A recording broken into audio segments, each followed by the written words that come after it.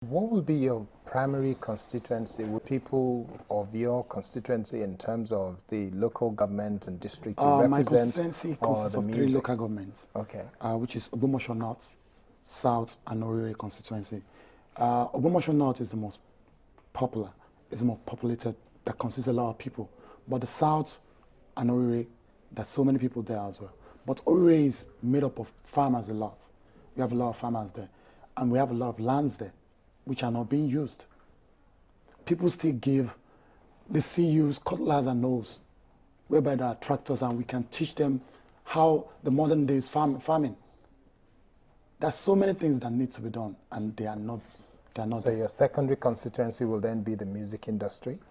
My constituency won't be the music industry anymore because but for now, you still represent, now. you will represent them in the house in the sense of looking at things you can do, because there's this major issue of piracy. If I'm being put in that committee, but my sole responsibility is my constituency.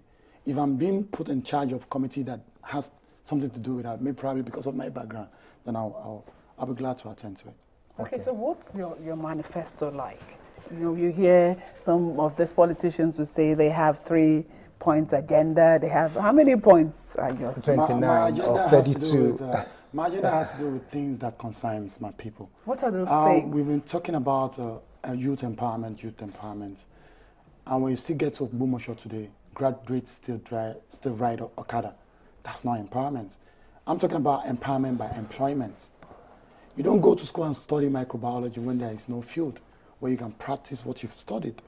We have less industry in Ogbomoso.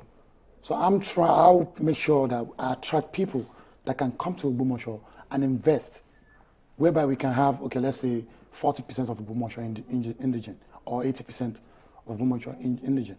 If you come to this town and invest, you don't just say youth empowerment and there's nothing to show for it. Doing.